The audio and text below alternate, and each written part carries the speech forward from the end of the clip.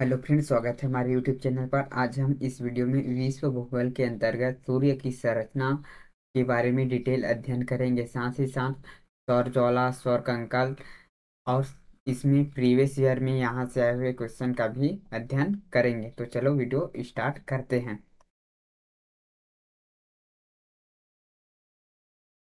देखिए, जो सूर्य है वह एक तारा है। सूर्य है वह एक तारा है। सूर्य सौर मंडल का प्रधान है। जो सूर्य है वह सौर मंडल का प्रधान है और यह हमारी आकाशगंगा दुध्य मेखला के केंद्र में लगभग 26,000 प्रकाश वर्ष की दूरी पर एक कोने में स्थित है। यहाँ पर यह देख सकते हो, सूर्य एक है 26,000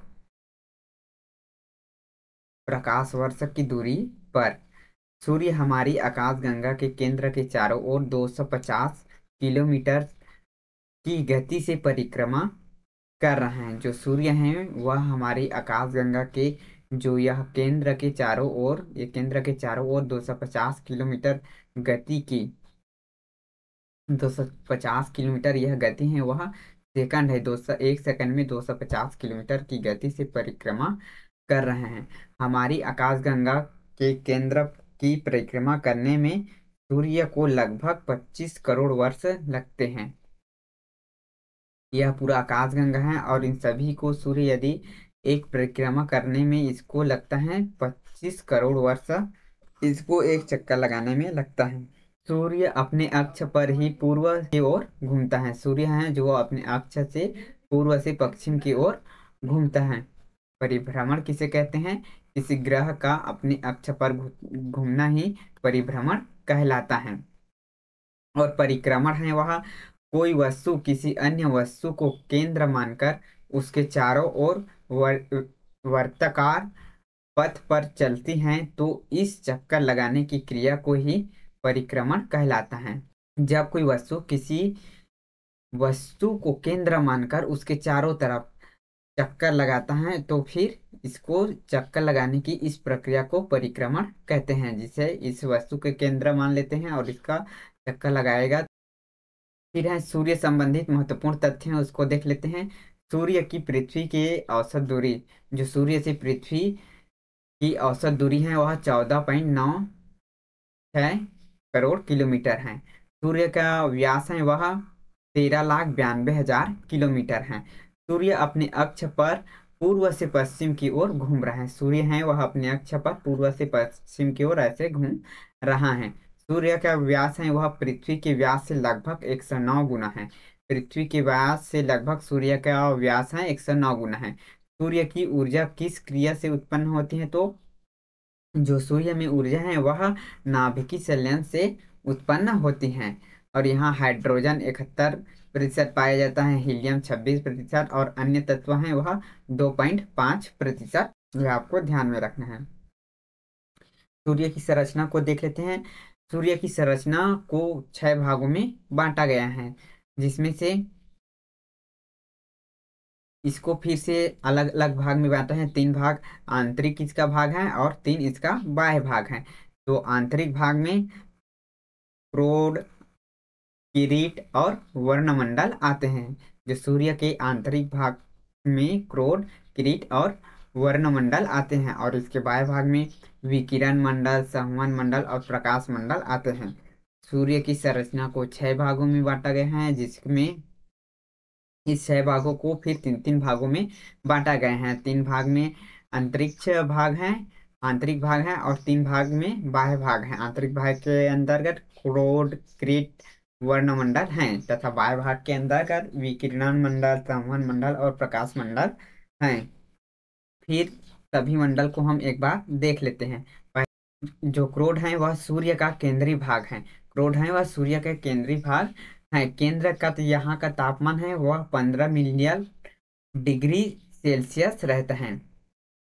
जो केंद्र का इसका तापमान है वह 15 मिलियन डिग्री सेल्सियस रहता है, जिससे यहाँ पर सभी पदार्थ प्लाज्मा अवस्था में पाए जाते हैं। प्लाज्मा यानी पिघला हुआ अवस्था में पाए जाते हैं।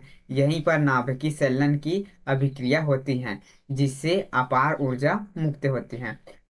जो सूर्य की क्रोड में ही नाभिकीय संलयन होती है, जिससे अपार ऊर्जा की यहाँ निकलता है, यानी मुक्ति होती है। फिर है विकिरण। विकिरण सूर्य का यह जोन कोर के चारों ओर ढके होते हैं। जो विकिरण है वह कोर के चारों ओर ढके हुए विकिरण कहते हैं। कोर से निकली हुई ऊर्जा आगे बढ़ते हुए विकिरण मंडल में विद्युत चुंबकीय विकिरण के रूप में पहुंचती है। जो इसमें कोर से जो ऊष्मा निकलती हैं वह आगे बढ़ते हुए विद्युत चुंबकीय मंडल पर पहुंचती हैं। यह विद्युत चुंबकीय मंडल है, जैसे कि एक्स किरण, गामा किरण, प्रोटॉन आदि। अगला है संवहन मंडल। यहीं से ऊर्जा का आगे संवहन होता है। संवहन मंडल से ही जो सूर्य का ऊर्जा है वह आगे जाता है। इस जोन को इस जोन में हाइड्रोजन से बने कॉल पाए जाते हैं। हाइड्रोजन से बने कॉल पाए जाते हैं। इन्हीं के बीच में ऊर्जा का आगे संवहन होता है। संवहन मंडल में ही ऊर्जा का बने कॉल पाए जाते हैं। कॉल है संवहन मंडल में।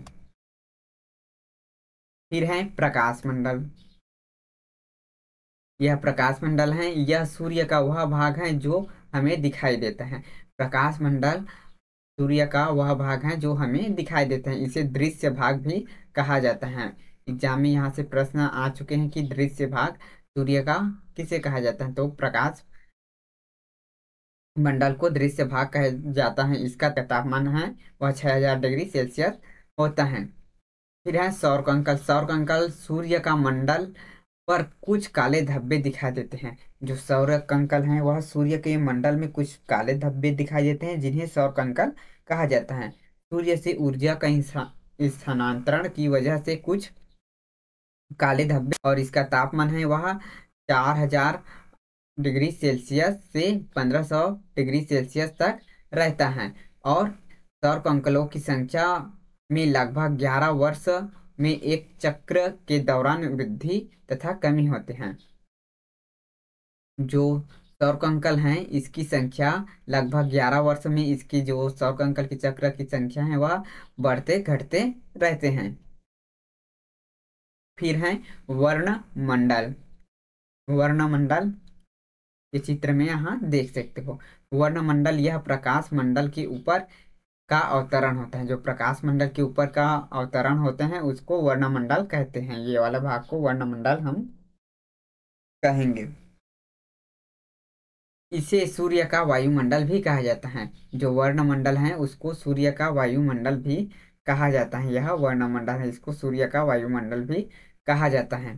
फिर सौर ज्वाला। सौर ज्वाला किसे कहते हैं इसको देख लेते हैं। सौर सौर ज्वाला सूर्य की सतह पर होने वाले वे विस्फोट हैं जो अत्यधिक मात्रा में ऊर्जा विस्फोट उत्सर्जित करते हैं। सौर ज्वाला सूर्य की सतह पर होने वाले विस्फोट हैं जो अत्यधिक मात्रा में ऊर्जा का उत्सर्जित करते हैं और लपटों के समान दिखाई देते हैं। इन्हीं को सौर ज्वाला कहते हैं। जो सूर्य से अत्यधिक मात्रा में जो क्षेत्र में ऊर्जा उत्सर्जित होते हैं उसको सौर ज्वाला कहते हैं। सौर ज्वाला की उत्तरी ध्रुव पर ओरोला बोरियलिस और दक्षिणी ध्रुव पर ओरोला ऑस्ट्रेलिस कहते हैं। सौर ज्वाला को उत्तरी ध्रुव पर ओरोरा बोरियलिस और दक्षिणी ध्रुव पर ओरोरा, ये आपको ध्यान में रखना है। फिर अगला है किरीट। किरीट है, इसको ये वाला परत को सूर्य की इस परत को हम किरीट कहेंगे। ये वाले परत को किरीट कहेंगे। सबसे ऊपरी परत को किरीट कहेंगे। यह सूर्य की सबसे बाहरी परत है। मैंने बताया कि यह सूर्य की सबसे बाहरी परत है। इसे केवल सूर्य ग्रहण के समय ही देखा जाता है। जब सूर्य ग्रहण लगता है तो यह जो किरीट परत है वह दिखाई देता है।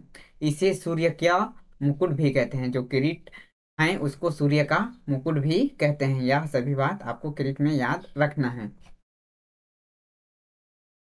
यहाँ हमने सूर्य की सभी संरचना के बारे में पढ़ा है। यदि वीडियो पसंद आए तो लाइक शेयर कमेंट और सब्सक्राइब करना ना भूलें। Thank you.